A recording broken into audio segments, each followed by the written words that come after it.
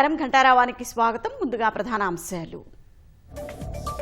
కవిత వ్యాఖ్యలతో బీఆర్ఎస్ లో ప్రకంపనలు. పార్టీ అధిష్టానం స్పందనపై సర్వత్రా ఉత్కంఠ.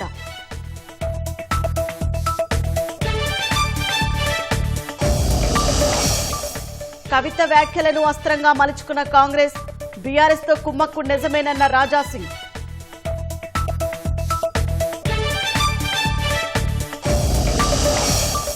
ఐదు పీసీసీ కమిటీలను ప్రకటించిన ఏఐసీసీ. 70 మందికి స్థానం. పాత కొత్త తరాల మేళవింపుతో కూర్పు.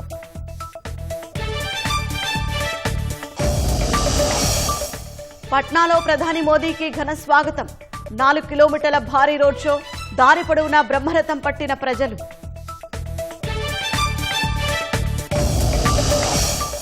పాక్ దాడుల కుట్రను భగ్నం చేసిన బ్రహ్మోస్ క్షిపణులు. తేరుకునేలోపే జరిగిపోయిందని అంగీకరించిన షెహబాజ్ షరీఫ్.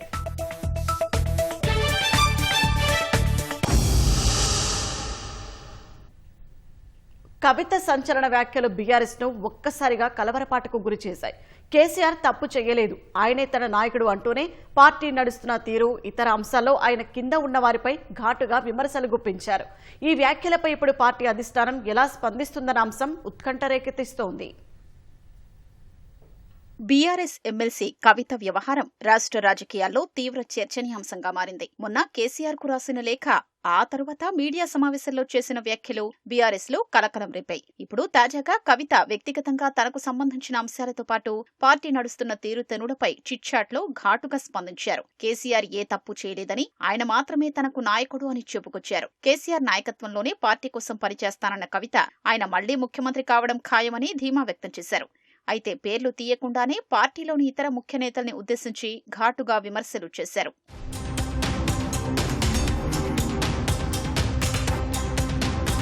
బీఆర్ఎస్ ను బీజేపీలో కలపాలని, కేసీఆర్ నుంచి తనను దూరం చెయ్యాలన్న కుట్ర చేస్తున్నారని ఆరోపించారు. నీతులు చెప్తున్నవారు పెయిడ్ సోషల్ మీడియా ద్వారా ఆడబిడ్డపై దుష్ప్రచారం, కోవర్టులు అని వ్యాఖ్యానించారు. కేసీఆర్ నీడలో ఎదిగారు తప్ప ఏం చేశారని అడిగారు.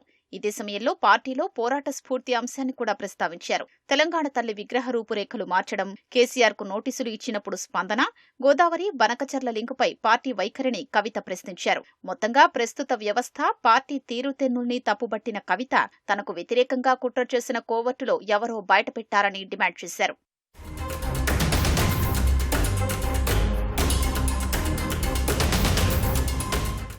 స్వయంగా కేసీఆర్ కూతురు చేసిన ఈ తీవ్ర విమర్శలు బీఆర్ఎస్ లో కలకలం రేపాయి. ఈ పరిణామాలు ఎక్కడకు దారితీస్తాయోనన్న ఆందోళన శ్రేణుల్లో నెలకొంది. కవిత చేసిన వ్యాఖ్యలపై పార్టీ అధిష్టానం, ముఖ్య నేతలు స్పందించలేదు. ఖచ్చితంగా ఈ వ్యవహారం పూర్తి స్థాయిలో సమసిపోతుందని సీనియర్ నేత వినోద్ కుమార్ ఆశాభావం వ్యక్తం చేశారు. కవిత చేసిన వ్యాఖ్యలపై పార్టీ స్పందిస్తుందని, విద్యా సంబంధిత అంశాలపై తెలంగాణ భవన్లో మీడియాతో మాట్లాడిన సందర్భంగా మాజీ మంత్రి సబితా ఇంద్రారెడ్డి తెలిపారు. ఎర్రవల్లి నివాసంలో ఉన్న బీఆర్ఎస్ అధినేత కేసీఆర్ జూన్ 5వ తేదీన కాళేశ్వరం కమిషన్ విచారణ అంశంపై పూర్తిగా దృష్టి సారించినట్లు సమాచారం. కవిత వ్యవహారానికి సంబంధించి నేతలతో ఏమీ మాట్లాడలేదని అంటున్నారు.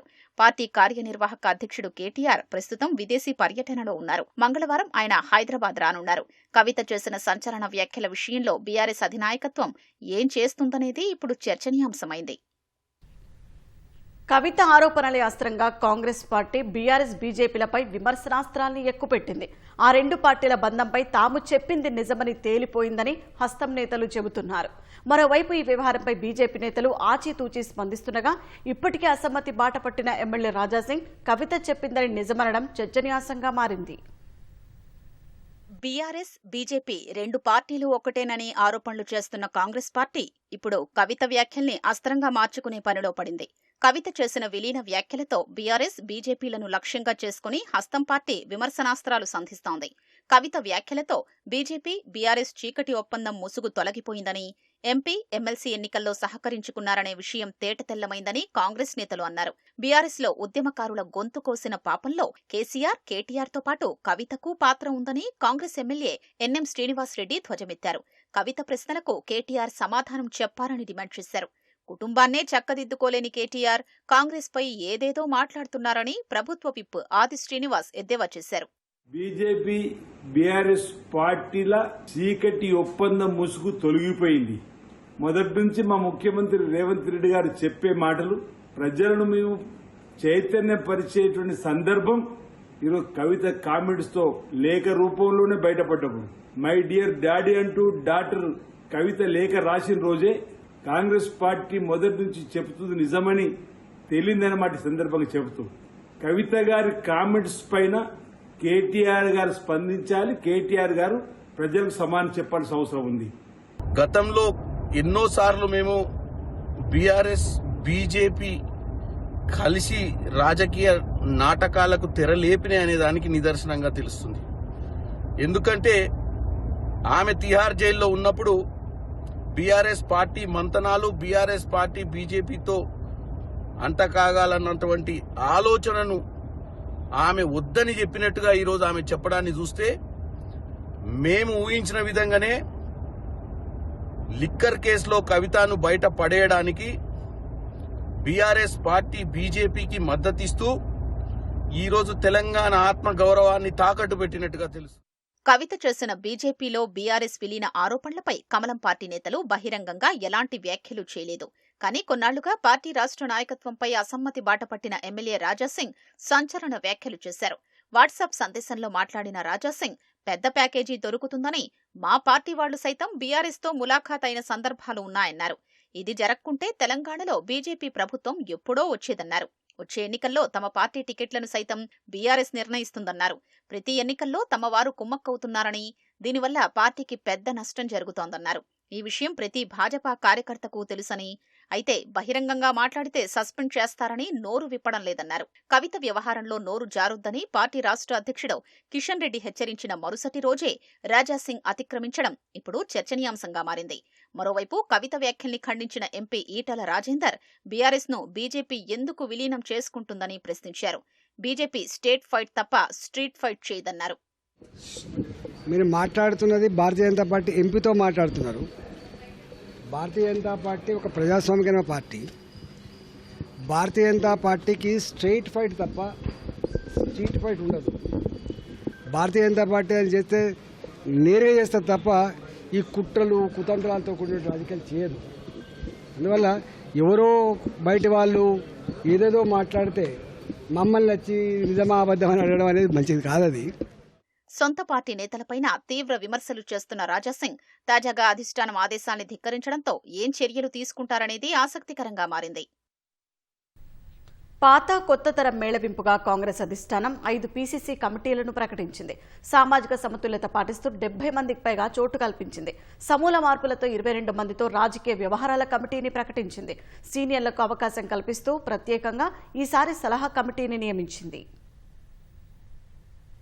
పీసీసీ నూతన కార్యవర్గ ప్రకటనకు ముందు ఏఐసీసీ 5 కమిటీలను ఏర్పాటు చేసింది. రాజకీయ వ్యవహారాలు సలహా కమిటీ, డీలిమిటేషన్, సంవిధాన బచావో కార్యక్రమం, క్రమశిక్షణ కమిటీలను గురువారం రాత్రి ప్రకటించింది. 22 మంది నేతలతో కూడిన రాజకీయ వ్యవహారాల కమిటీకి తెలంగాణ రాష్ట్ర పీసీసీ వ్యవహారాల ఇన్ఛార్జ్ మీనాక్షి నటరాజన్ ను చైర్మన్ గా నియమించారు. PCC chief B Mahesh Kumar Goud, CM Revanth Reddy, deputy CM Bhatti Vikramarka, మంత్రులు ఉత్తమ్ కుమార్ రెడ్డి, దామోదర రాజనరసింహ, డి శ్రీధర్ బాబు, పొన్నం ప్రభాకర్, పొంగులేటి శ్రీనివాస్ రెడ్డి, సీతక్క, సీనియర్ నేతలు చెల్లా వంశీచంద్ రెడ్డి, రేణుకా చౌదరి, బలరాం నాయక్, షబ్బీర్ అలీ, అజారుద్దీన్, ఆది శ్రీనివాస్, శ్రీహరి ముదిరాజ్, బీర్ల ఐలయ్య, పి సుదర్శన్ రెడ్డి, కె ప్రేమ్సాగర్ రావు, జట్టి కుసుమ్ కుమార్, ఎరవర్తి అనిల్ కుమార్ సభ్యులుగా ఉన్నారు. ఎక్స్ అఫీషియో సభ్యులుగా ఏఐసీసీ కార్యదర్శులు, పీసీసీ కార్యనిర్వాహక అధ్యక్షులు, ప్రత్యేక ఆహ్వానితులుగా కేబినెట్ మంత్రులు ఉంటారు. పీసీసీ సలహా కమిటీకి కూడా తెలంగాణ రాష్ట్ర పీసీసీ వ్యవహారాల ఇన్ఛార్జ్ మీనాక్షి నటరాజన్ చైర్మన్ గా ఉంటారు. సీఎం రేవంత్ రెడ్డి, మహేష్ కుమార్ గౌడ్, జానారెడ్డి, కె కేశవరావు, వి హనుమంతరావు, మధు యాష్కి గౌడ్, జి చిన్నారెడ్డి, జె గీతారెడ్డి, ఎం అంజన్ కుమార్ యాదవ్, టి జయప్రకాష్ రెడ్డి, జాఫర్ జావేద్, టి జీవన్ రెడ్డి, సిరిసిల్ల రాజయ్య, రాములు నాయక్ సభ్యులుగా ఉన్నారు. డీలిమిటేషన్ కమిటీకి సీనియర్ నేత చెల్లా వంశీచంద్ రెడ్డి చైర్మన్ గా ఉంటారు. గద్వాల విజయలక్ష్మి, ఆది శ్రీనివాస్, కవ్వంపల్లి సత్యనారాయణ, శ్రవణ్ కుమార్ రెడ్డి, పవన్ మల్లాది, డి వెంకటరమణ సభ్యులుగా నియమితులయ్యారు. సంవిధాన్ బచావో ప్రోగ్రాం కమిటీకి పి వినయ్ కుమార్ చైర్మన్ గా ఉంటారు. అద్దంకి దయాకర్, కె శంకరయ్య, ఎన్ బాలునాయక్, ఏ నర్సిరెడ్డి, ఆత్రం సుగుణ, రాచమల్ల సిద్దేశ్వర్, సంతోష్, డాక్టర్ అనిల్ కుమార్, జూలూరి ధనలక్ష్మి, మజీద్ ఖాన్, జి రాములు, అర్జున్ రావు, శౌరి, వల్లభ్ రెడ్డి, వి శ్రీకాంత్ రెడ్డి సభ్యులుగా నియమితులయ్యారు. టీపీసీసీ క్రమశిక్షణ చర్యల కమిటీకి ఎంపీ మల్లురవి చైర్మన్ గా నియమితులయ్యారు. ఎం శ్యామ్మోహన్ ఉపాధ్యక్షుడిగా, ఎం నిరంజన్ రెడ్డి, బి కమలాకర్ రావు, జాఫర్ జావేద్, డాక్టర్ జీవి రామకృష్ణ సభ్యులుగా ఉంటారు.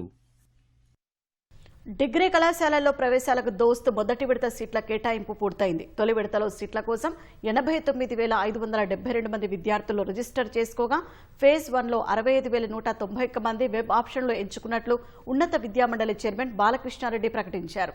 వీరిలో 60,436 మందికి సీట్లు కేటాయించినట్టు ఆయన వివరించారు.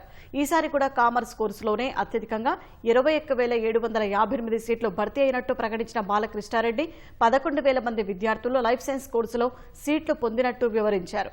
ఫిజికల్ సైన్సెస్లో 15,249 మంది, ఆర్ట్స్లో 5,986 మంది సీట్లు పొందారని స్పష్టం చేశారు. Total number of online colleges మన దోస్తులో ఉన్నాయి ఏంటంటే 805. డిఫరెంట్ కోర్సెస్ మొత్తం టోటల్ దోస్తులో ఎన్ని ఉన్నాయంటే 457 కోర్సెస్ ఉన్నాయండి. టోటల్ నెంబర్ ఆఫ్ సీట్స్ ఉన్నాయి ఏంటంటే 3,71,096. Total number of seats through మనం దోస్తు ద్వారా పోవచ్చు. వెబ్ ఆప్షన్స్ ఎక్సర్సైజ్ క్యాండిడేట్స్ ఏంటంటే 3,34,960. ఈసారి 0 అలాటెడ్ కాలేజెస్ 74 కు ఇంతవరకు ఏం అలాట్మెంట్ లేదు. పోస్ట్ మెట్రిక్ స్కాలర్షిప్ల దరఖాస్తుల గడువును జూన్ 30 వరకు రాష్ట్ర ప్రభుత్వం పొడిగించింది.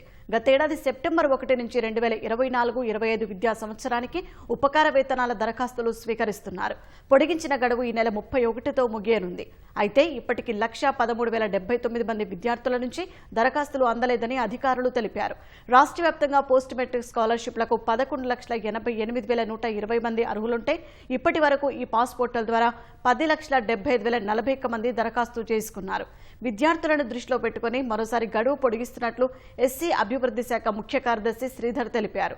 స్కాలర్షిప్ల కొత్త రెన్యువల్ కోసం జూన్ 30 నాటికి ఈ పాస్ పోర్టల్లో విద్యార్థులు నమోదు చేసుకునేలా కళాశాలల యాజమాన్యాలు చొరవ తీసుకోవాలని సూచించారు. ఆర్టీసీ యాజమాన్యం తొలిసారిగా కండక్టర్ పోస్టులను అవుట్సోర్సింగ్ విధానంలో భర్తీ చేసేందుకు నోటిఫికేషన్ జారీ చేసింది. డ్రైవర్ కండక్టర్ పోస్టులకు అవసరమైన అర్హతలను కూడా నోటిఫికేషన్లో తెలియజేసింది. వరంగల్, కరీంనగర్, ఖమ్మం రీజియన్లలోని అన్ని డిపోల్లో అవుట్సోర్సింగ్ పద్ధతిలో కండక్టర్లు, డ్రైవర్ పోస్టుల కోసం ఆర్టీసీ నోటిఫికేషన్ జారీ చేసింది. కండక్టర్ ఉద్యోగం కోసం దరఖాస్తు చేయాలనుకునేవారు ఖచ్చితంగా 10వ తరగతి పాస్ అయి ఉండాలి. 18,000 రూపాయల జీతం చెల్లించనున్నట్లు యాజమాన్యం వెల్లడించింది. డ్రైవర్ కోసం హెచ్వీ లైసెన్స్, ట్రాన్స్పోర్ట్ బ్యాడ్జ్ నంబర్తో పాటు కనీసం 18 నెలల అనుభవం ఉండాలని పేర్కొన్నారు.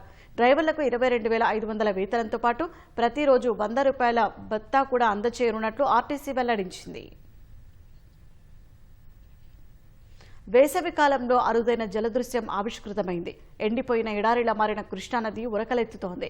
ఏకంగా ఇందిరా ప్రియదర్శిని జూరాల ప్రాజెక్టు గేట్లు తెరుచుకునేలా వరద వచ్చి చేరుతోంది. కర్ణాటక, తెలంగాణ సరిహద్దులో కురుస్తున్న వర్షాలతో ఉమ్మడి మహబూబ్నగర్ జిల్లాలో కృష్ణానదిపై ఉన్న మొదటి ప్రాజెక్టు జూరాలకు వరద వచ్చింది. జూరాల ఎగువ ప్రాజెక్టు కర్ణాటకలోని నారాయణపూర్కు ప్రవాహమేదీ లేదు. సాధారణంగా జూన్ తర్వాత ఈ ప్రాజెక్టుకు ఎగువ నుంచి వరద వస్తూ ఉంటుంది. దీనికి భిన్నంగా మే నెలలో వరదలు రావడం అరుదు. ఈ ఏడాది నైరుతి రుతుపవనాలు ముందుగా రావడంతో కృష్ణానదిలో ప్రవాహం పెరిగింది. 16వ తేదీ నుంచి కొంచెం ప్రారంభమైన ప్రవాహం గురువారం రాత్రికి 90,000 క్యూసెక్కులకు చేరుకుంది. దీంతో 18 ఏళ్ల తర్వాత మే నెలలోనే ప్రాజెక్టు 12 గేట్లు తెరిచి 82,000 క్యూసెక్కులను దిగువకు విడుదల చేస్తున్నారు. జూరాల పూర్తిస్థాయి నిల్వ సామర్థ్యం 9.65 టీఎంసీలు. పోలవరం ప్రాజెక్టు వెనుక జలాలు ముంపు కారణంగా రాష్ట్రంలో కలిగే ప్రభావంపై ఐఐటీ హైదరాబాద్ అధ్యయనం చేయనుంది. పోలవరం ముంపు అంశంపై సమగ్ర అధ్యయనం చేయాలన్న ముఖ్యమంత్రి రేవంత్ రెడ్డి ఆదేశాల మేరకు నీటిపారుదల శాఖ నిర్ణయం తీసుకుంది. 2022లో గోదావరి నదికి వచ్చిన వరదల కారణంగా పోలవరం ప్రాజెక్టు వెనుక జలాలతో వాటిల్లిన నష్ట ప్రభావంపై అధ్యయనం కోసం ఐఐటీ హైదరాబాద్తో ఒప్పందం చేసుకుంది. 7 అంశాలపై అధ్యయనం చేయాలని ఐఐటీకి లేఖ రాశారు. అందుకోసం 19,40,000 రూపాయలు చెల్లించేలా నీటిపారుదల శాఖ ఉత్తర్వులు జారీ చేసింది. భద్రాచలం పట్టణం ప్రధాన కట్టడాలున్న ప్రాంతాలకు సంబంధించి హద్దులు, దుమ్ముగూడెం నుంచి రాష్ట్ర సరిహద్దు వరకు నదీ ప్రవాహం, పోలవరం ప్రాజెక్టుకు 36 లక్షల క్యూసెక్ల వరద వస్తే రాష్ట్రంలో ముంపు సంబంధిత అంశాలపై అధ్యయనం చేయనున్నారు. కిన్నెరసాని, ఇతర స్థానిక వాగులు పోటెత్తడం, భద్రాచలం పట్టణం నుంచి వర్షాకాలంలో నదిలోకి చేరే ప్రవాహం తదితరాలను పరిశీలించాల్సి ఉంటుంది.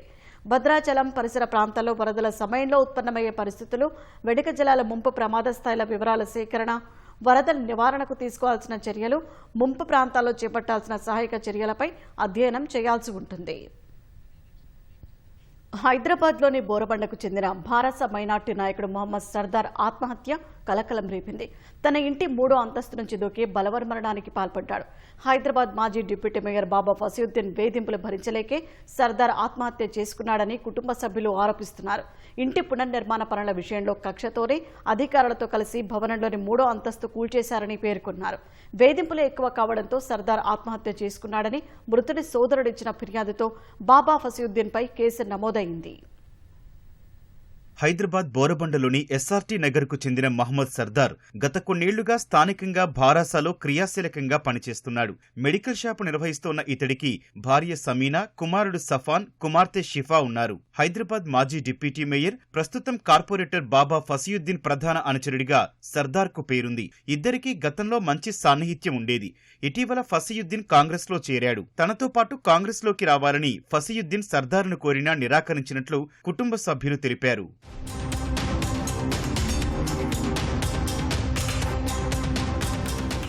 ఈ క్రమంలో సర్దార్ ఎస్ఆర్టీ నగర్లోని తన G+1 ఇంటి పునర్నిర్మాణ పనులు చేపట్టాడు. G+1కు అదనంగా 2 అంతస్తులు, పైన పెంట్ హౌస్ నిర్మించుకున్నాడు. 100 గజాలలోపు స్థలంలో అనుమతి లేకుండా అక్రమ నిర్మాణాలు చేపట్టినందుకు జీహెచ్ఎంసీ నుంచి నోటీసులు జారీ అవ్వగా ఏడాదిన్నర కాలంలో 22 నోటీసులు సర్దార్కు అందాయి. అయినా స్పందన లేకపోవడంతో అధికారులు గత నెల 30న పెంట్ హౌస్లోని కొంత భాగాన్ని కూల్చేశారు. అప్పటి నుంచి సర్దార్లో ఆందోళన మొదలై తరచూ ఫోన్లు మాట్లాడుతూ ఇంట్లో చెప్పకుండా ముభావంగా ఉండేవాడు. ఈ నెల 27న రాత్రి 8 గంటలకు ఫోన్ మాట్లాడుతూ ఇంటి నుంచి బయటికి వెళ్లి నిమిషాల వ్యవధిలోనే తన నివాసం 3వ అంతస్తు నుంచి దూకాడు. తల, శరీరానికి తీవ్ర గాయాలు కావడంతో కుటుంబ సభ్యులు హుటాహుటిన ఆస్పత్రికి తరలించగా అప్పటికే మరణించినట్లు వైద్యులు నిర్ధారించారు.